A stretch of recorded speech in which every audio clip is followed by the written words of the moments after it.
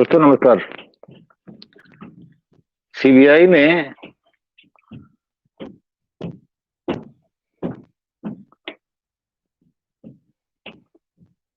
अभी पिछले थर्सडे को अरविंद मायाराम के यहाँ पर सर्च किया। अरविंद मायाराम आज की तारीख में राजस्थान में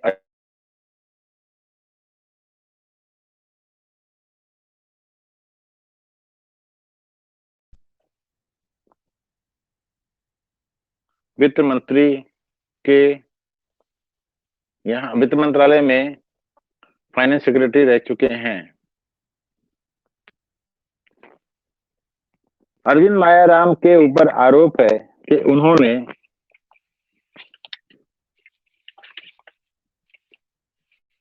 हमारी करेंसी नोट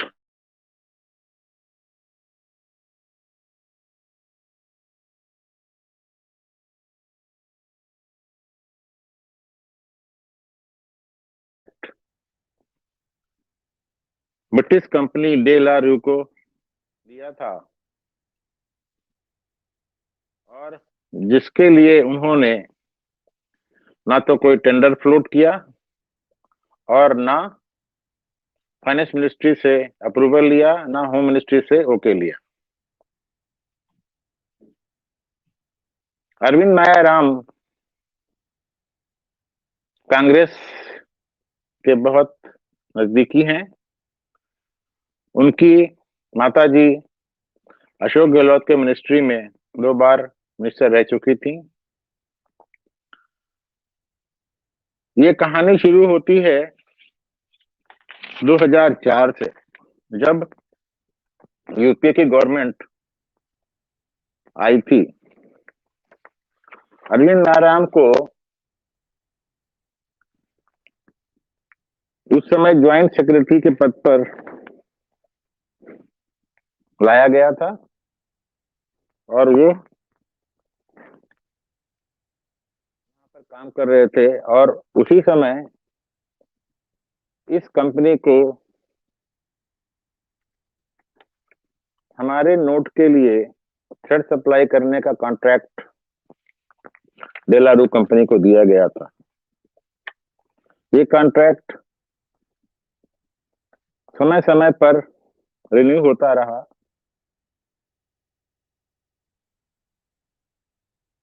2008 में जब मुंबई में टेररिस्ट अटैक हुआ था, उस समय इंटेलिजेंस रिपोर्ट के हिसाब से काफी फेक करेंसी हिंदुस्तान में आ चुकी थी और जिसका इस्तेमाल गैर कानूनी गतिविधियों में और आतंकवादी गतिविधियों में हुआ करता था। 2008 में जब 26/11 मुंबई में टेररिस्ट का अटैक हुआ, उसके बाद शिवराज पाटिल को गृह मंत्रालय से हटाया गया और गृह मंत्रालय का प्रभार चिदम्बरम साहब को दिया गया और वित्त मंत्रालय का प्रभार स्वर्गीय राष्ट्रपति उस समय वित्त मंत्री बनाए गए। प्रणब मुखर्जी साहब को ये बता दिया गया था कि इस कॉन्ट्रैक्ट में कुछ गड़बड़ है और उन्होंने इसका इन्वेस्टिगेशन करवाया और इस तरीके से ये कंपनी ब्लैकलिस्ट कर दी गई।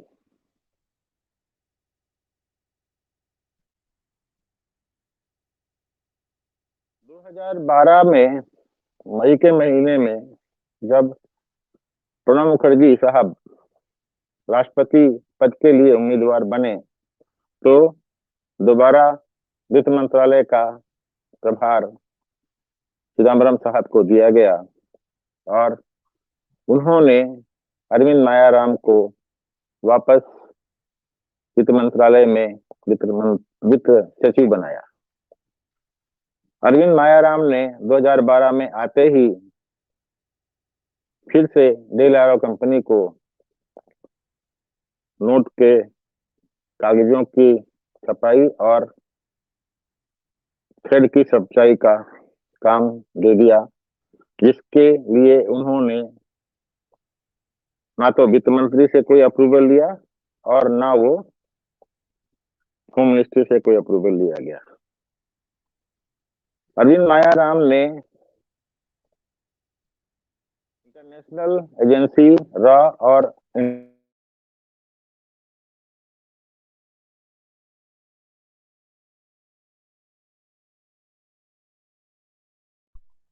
2016 दिसंबर तक के लिए रिन्यू कर दिया गया। तो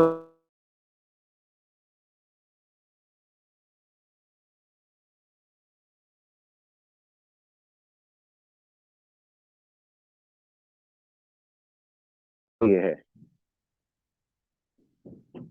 चिदम्बरम साहब ने 2012 से लेकर के और 2014 तक इस कंपनी के द्वारा सप्लाई किए पेपर और करेंसी नोट के थ्रेड के हिसाब से हिंदुस्तान में करेंसी छपाई। यहाँ गड़बड़ ये हो रही थी कि डे लारो कंपनी ने वही पेपर और वही थ्रेड पाकिस्तान को भी सप्लाई किए थे, क्योंकि उनके पास में पाकिस्तान की करेंसी पेपर की सप्लाई का और धागों का वो था, जिसकी वजह से पाकिस्तान में धड़ल्ले से करेंसी छपी।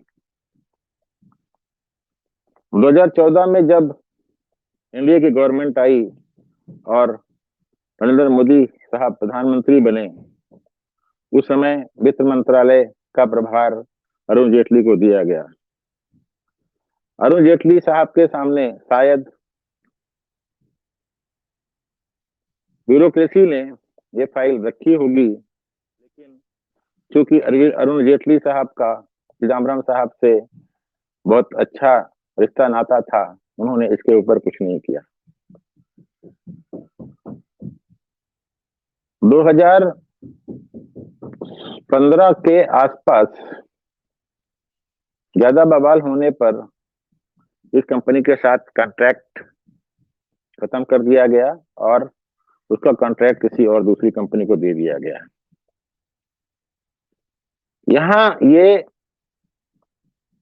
जानना जरूरी है कि प्रणब मुखर्जी साहब जो घोर कांग्रेसी थे, उन्हें नरेंद्र मोदी की सरकार ने भारत रत्न क्यों दिया? मेरे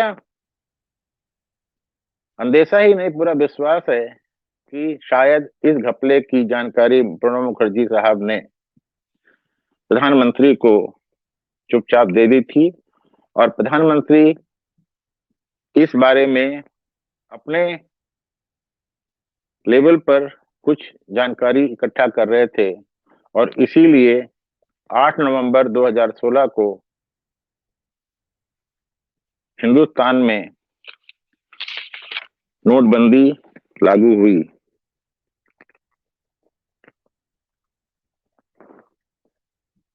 अब नोटबंदी लागू होने के बाद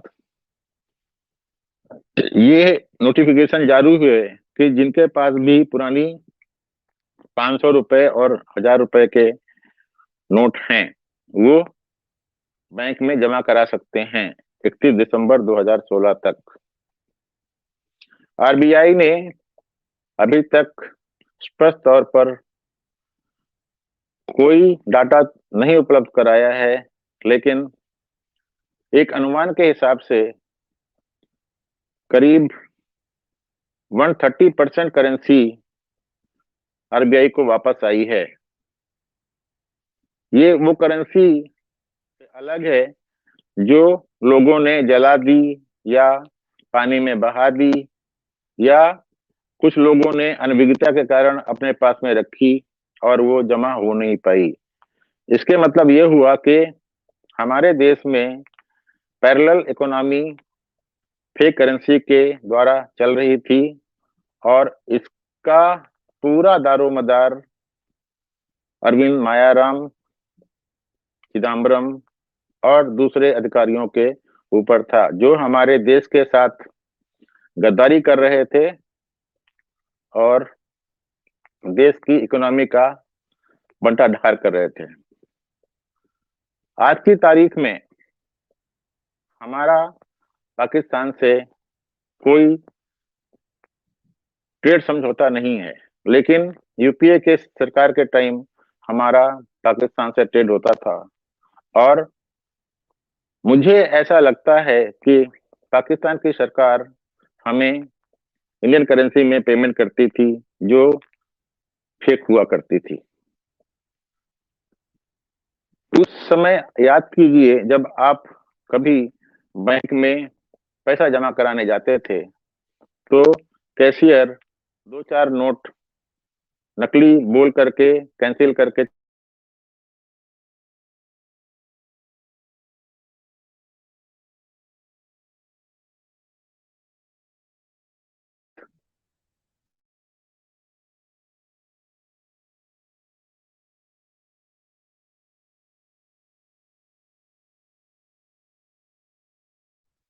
कुछ नोट नकली मिलेंगे ही।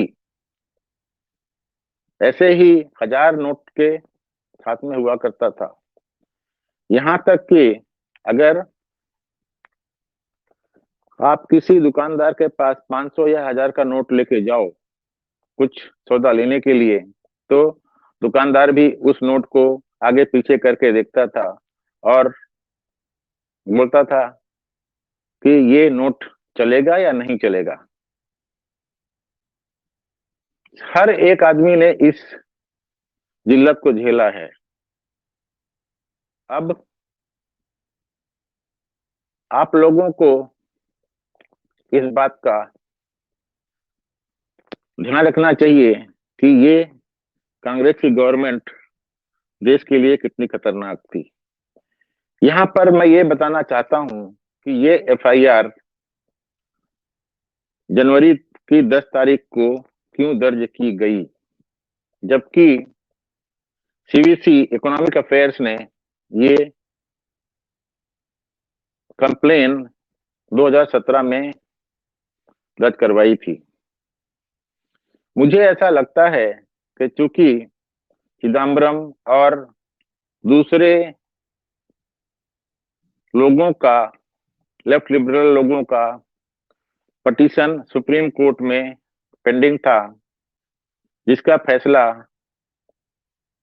पिछले दिनों ही आया है, जिसको कि सुप्रीम कोर्ट ने डिमोनेटाइजेशन को 4-1 से वैध करार दिया है। यहाँ पर यह भी याद रखना जरूरी है कि डिमोनेटाइजेशन के समय सबसे ज्यादा शोर कांग्रेसियों ने ही मचाया था। चिदम्बरम उसमें अगवा थे और राहुल गांधी साहब भी 4000 रुपए निकालने के लिए लाइन में लगे थे। अरविंद मायाराम के ऊपर जिस दिन सीबीआई का एक्शन हुआ, उसके 1 या 2 दिन पहले अरविंद मायाराम राहुल गांधी की भारत जोड़ो यात्रा में जयपुर में शामिल हुए। लगता है अभी भी ब्यूरोक्रेसी में कांग्रेस के वफादार ब्यूरोक्रेट मौजूद हैं, जिन्होंने कांग्रेस को या अरविंद मायाराम को ये बता दिया था कि आपके ऊपर सीबीआई का एक्शन होने वाला है। और जब उनके ऊपर सीबीआई का एक्शन हुआ तो जयराम रमेश ने एक ट्वीट दिया कि चूंकि अरविंद मायाराम भारत जोड़ो यात्रा में शामिल हुए हैं, इसलिए उनके ऊपर सीबीआई का एक्शन हुआ है। जयराम रमेश ये भूल गए कि और भी पता नहीं कितने लोग इस भारत जोड़ो यात्रा में राहुल गांधी के साथ दिखाई दिए, लेकिन इनके ऊपर एक्शन नहीं हुआ। मेरा मानना यह है कि जब से देश आजाद हुआ तब से कांग्रेस का एक ही उद्देश्य रहा है कि वो किसी तरीके से इस देश को खोखला करते रहे और अपना घर, अपनी तिजोरी भरती रहे। इस मामले में एक बहुत संदेहास्पद चीज ये है कि 1999 दिसंबर में जब इंडियन एयरलाइंस की फ्लाइट IC 814 काठमांडू से दिल्ली आ रही थी और उसको हाईजैक करके अमृतसर, फिर लाहौर, फिर दुबई और कंधार जाया गया था। उस फ्लाइट में डेलरा कंपनी का CEO रॉबर्टो गियोरी अपनी दोस्त के साथ में था। इस बारे में एक दूसरा वीडियो बनाने की जरूरत है, जिसको कभी समय मिलेगा तो मैं बनाऊंगा और आपके सामने प्रस्तुत करूंगा। फिलहाल इस वीडियो को आप लोग पसंद करें, अगर पसंद आता है तो लाइक करें और मेरे चैनल को सब्सक्राइब करें और अपना ध्यान रखें। जय हिंद।